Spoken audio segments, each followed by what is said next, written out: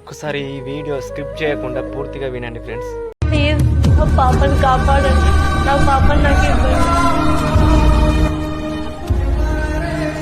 Anvika 7 years నుంచి కూడా ఈ డిసీజ్ తో బాధపడుతుందండి. పాపకి 6 months ఏజ్ ఉన్నప్పుడు పాపకి ఫీవర్ వచ్చింది, కలర్ చేంజ్ అయిందని చెప్పి హాస్పిటల్కి తీసుకెళ్తే వాళ్ళు ఏం అర్థం కాలేదు. పాపకి బ్లడ్ అయితే తగ్గిందని చెప్పేసి బ్లడ్ ఎక్కిచ్చారు. కానీ పాపకి ఆ ప్రాబ్లమ్ సార్ట్ అవుట్ అవ్వకపోవడంతో పాపని బెంగళూరు హాస్పిటల్కి పంపించారు. సేవియర్ హాస్పిటల్ పాపకి వెళ్ళి టెస్ట్ చేసుకున్నాను. పాపకి తలసిన్ని మేజర్ అని చెప్పి అక్కడ డాక్టర్స్ చెప్పారు.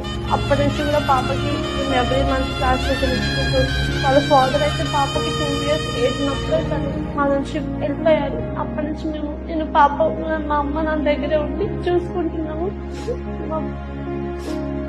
పాప చాలా పెయిన్ అనుభవిస్తుంది. మన మానవత్వంతో ఈ వీడియో నలుగురికి షేర్ చేద్దాం ఫ్రెండ్స్.